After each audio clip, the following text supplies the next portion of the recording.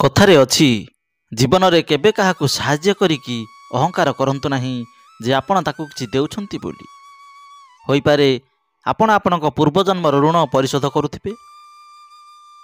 नमस्कार बंधुगण, चिंतन टीभीर आउ एक नुआ भिडियो रे आपण मानकु स्वागत। जेउथिरे आपण माने देखुछंती श्रीमद् भगवत गीतार अमूल्य शिक्षा सरल भाषा माध्यम रे। आज आमे जानिबा जे श्रीमद् भगवत गीतार चतुर्थ अध्यायरु आमको कौन शिक्षा मिलिबो। एही अध्याय आमे आलोचना करिबा जे चतुर्थ अध्यायरु अति सरल भाषा रे मिलुथिबा ज्ञान को। तृतीय अध्याय आमे देखिथिले जे भगवान श्रीकृष्ण अर्जुन को कहउछंती जे मनुष्य मो द्वारा कुहा जाइथिबा मार्ग रे श्रद्धायुक्त होई चली थाए से कर्म बंधनरु मुक्त होई जाई थाए आ मोक्ष प्राप्ति होई थाए।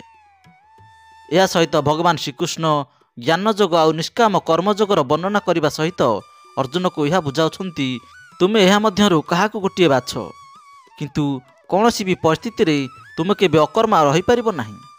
अर्थात निज मन को नियंत्रण करी तुमको जेमिति हेले कर्म करने पड़िबो। श्रीमद् भगवत गीतार चतुर्थ अध्याय रे आमे जानिबा जे भगवान केबे आ के रूप रे पृथ्वी को आसी थांती, भगवान को किपरि प्राप्त करा जाए, गुरुंको ठारू ज्ञान किपरि प्राप्त करा जाए, आ ज्ञान नेबा काहेकि जरूरी अटे। तेबे आसंतु विस्तार सहित जानिबा श्रीमद् भगवत गीतार चतुर्थ अध्यायरु मिलुथिबा शिक्षा विषय रे। श्रीमद् भगवत गीता अध्याय 4 ज्ञान कर्म संन्यास योग बा दिव्य ज्ञान योग। एही अध्यायर प्रथम श्लोक रे भगवान श्रीकृष्ण कहउछंती इमं विवस्वते योगम प्रोक्तवानहं व्ययम विवस्वान मन विप्राह मनुरीक्षा कवे ब्रवीत। अर्थात मु यही जोग बा अक्षय विज्ञान जोग को प्रथमे सूर्य देवता विवस्वान को कहिथिली। विवस्वान यह मानव मानकर पिता मनु को शिक्षा देइथिले एवं मनु इक्ष्वाकु को शिक्षा देले। यही श्लोक माध्यम रे भगवान श्रीकृष्ण अर्जुन को कहउथिबा ज्ञान विषय रे तार महत्वर प्रतिपादित करुछंती। श्रीकृष्ण अर्जुन को कहउछंती जे से अर्जुन को युद्ध करिया विषय रे जे महत्वपूर्ण ज्ञान देउछंती ताहा कोनोसी नूतन ज्ञान नुहे। यही ज्ञान हेउची बहुत प्राचीन एवं शाश्वत ज्ञान अटे, जार उपदेश से सबुठारु प्रथमे विवस्वान बा सूर्य देवता को देइथिले। सूर्य देवता यही ज्ञानर उपदेश सृष्टिर प्रथम मानव मनु को देइथिले एवं पर मनु यही ज्ञान को सूर्यवंशर प्रथम राजा इक्ष्वाकु को देइथिले। या परे भगवान श्रीकृष्ण अर्जुन को कहउछंती एही अलौकिक जगतर प्रकृति एमिति अटे जे कालर प्रभाव रे धीरे धीरे ज्ञान मध्य विलुप्त हो गला।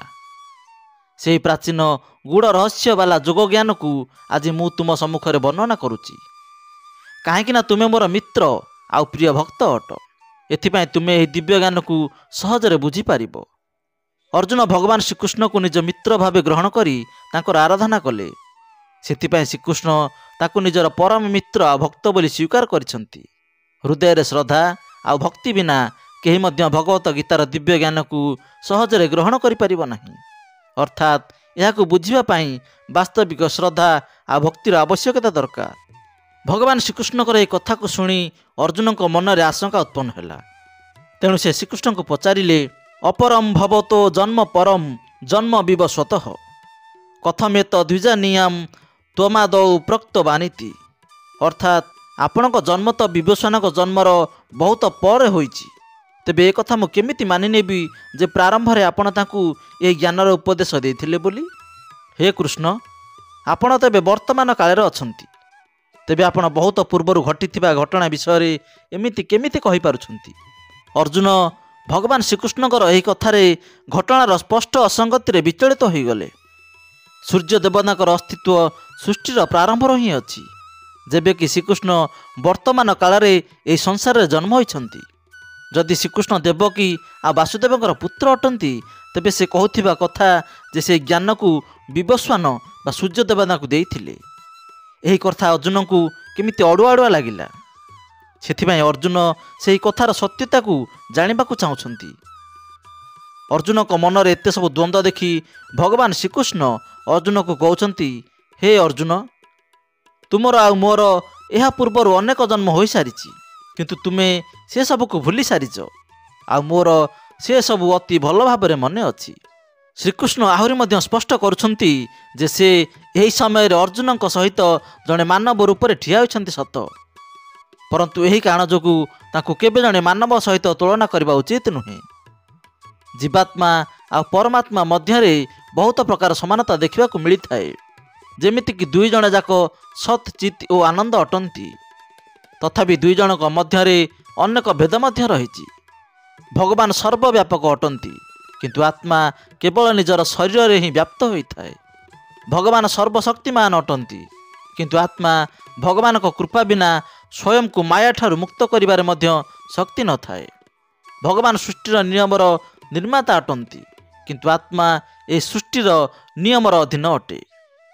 ଭଗବାନ ସମ୍ପୂର୍ଣ୍ଣ ସୃଷ୍ଟିର ନିୟନ୍ତା ଅଟନ୍ତି, ପରନ୍ତୁ ଆତ୍ମା ତାଙ୍କ ନିୟନ୍ତ୍ରଣରେ ରହିଥାଏ।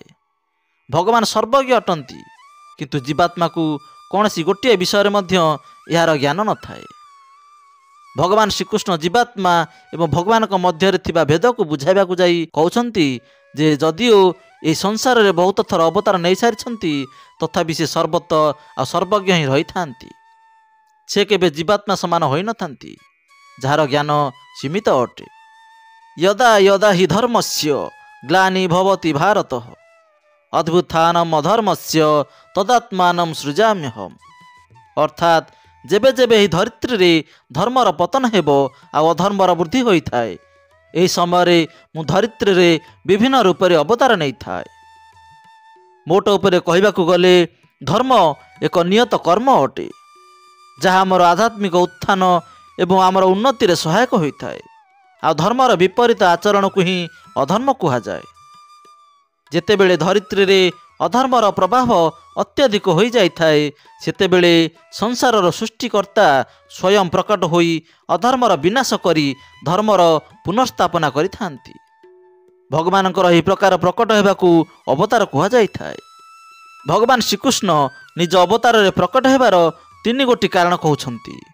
ପ୍ରଥମ, ଦୁଷ୍ଟ ଆଉ ଅଧର୍ମର ବିନାଶ ପାଇଁ।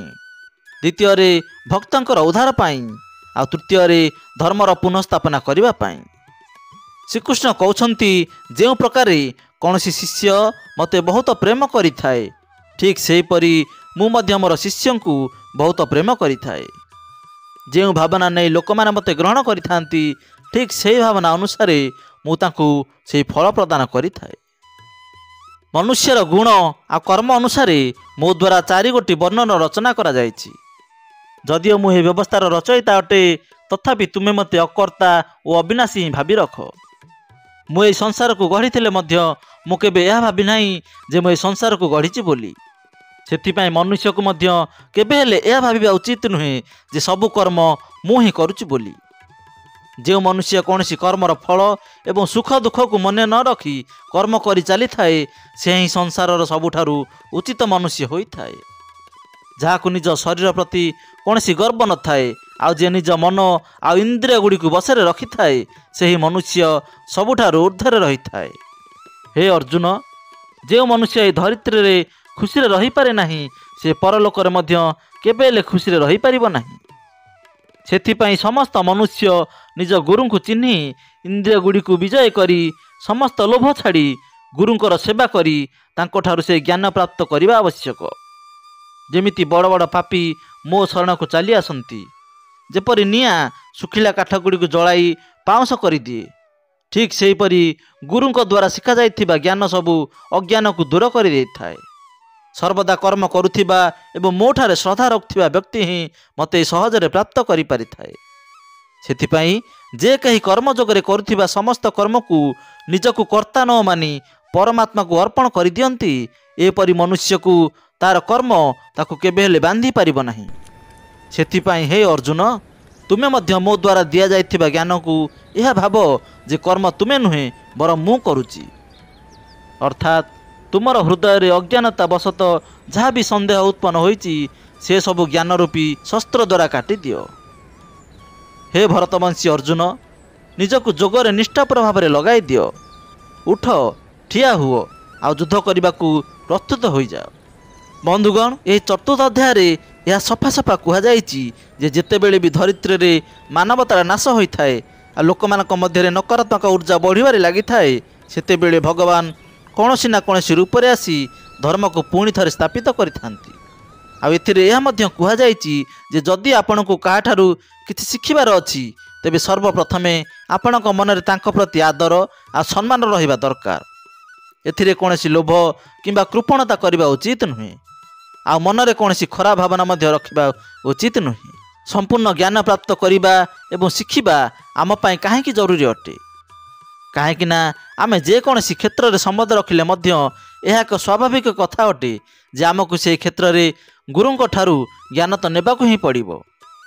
ଆଉ ଜ୍ଞାନ ହିଁ ଏକ ଏମିତି ଉପାୟ ଅଟେ ଯାହା ଆମ ଜୀବନରେ ଆମର ଲକ୍ଷ୍ୟ ପର୍ଯ୍ୟନ୍ତ ଏବଂ ଏ ଜୀବନ ପରେ ପରମାତ୍ମାଙ୍କ ସହିତ ମିଶାଇ ପାରିବ। ଦର୍ଶକ ବନ୍ଧୁ, ଆଶା କରୁଛୁ ଶ୍ରୀମଦ ଭଗବତ ଗୀତାର 4th ଅଧ୍ୟାୟର ଏହି ସରଳ ବ୍ୟାଖ୍ୟା ଆପଣଙ୍କୁ ନିଶ୍ଚୟ ପସନ୍ଦ ଆସିଥିବ। ଆଉ ଏଥିରୁ ଆପଣଙ୍କୁ ବହୁତ କିଛି ଶିଖିବାକୁ ମଧ୍ୟ ମିଳିଥିବ। ଶ୍ରୀମଦ ଭଗବତ ଗୀତାକୁ ଅତି ସହଜ ଆଉ ସରଳ ଭାଷାରେ ବ୍ୟାଖ୍ୟା କରି ଆପଣଙ୍କ ପାଖରେ ପହଞ୍ଚାଇବାର ପ୍ରୟାସ ଆମର ନିଶ୍ଚୟ ଭାବରେ ଜାରି ରହିବ। ସେଥିପାଇଁ ଆପଣଙ୍କର ମଧ୍ୟ ସହଯୋଗ ନିଶ୍ଚୟ ଆବଶ୍ୟକତା ରହିଛି। ତେଣୁ ଯେତେ ସମ୍ଭବ ଆପଣଙ୍କ ପ୍ରିୟଜନମାନଙ୍କ ପାଖକୁ ଏ ଭିଡ଼ିଓକୁ ସେୟାର କରନ୍ତୁ। ଭିଡ଼ିଓ ଭଲ ଲାଗିଥିଲେ ଲାଇକ୍ କରିବା ସହିତ ଆପଣଙ୍କର ମତାମତ କମେଣ୍ଟ ମାଧ୍ୟମରେ ମଧ୍ୟ ନିଶ୍ଚୟ ଜଣାଇବେ। ଆଉ ଚିନ୍ତନ ଟିଭିକୁ ପ୍ରଥମ ଥର ଦେଖୁଥିଲେ ସବସ୍କ୍ରାଇବ୍ କରିବାକୁ ଜମାରୁ ଭୁଲିବେନି। ପୁଣି ଦେଖାହେବ ଆଉ ଏକ ସୁନ୍ଦର ଜ୍ଞାନବର୍ଦ୍ଧକ ଭିଡ଼ିଓ ମାଧ୍ୟମରେ। ସେ ପର୍ଯ୍ୟନ୍ତ ଦେଖୁଥାନ୍ତୁ ଚିନ୍ତନ ଟିଭି। ଧନ୍ୟବାଦ।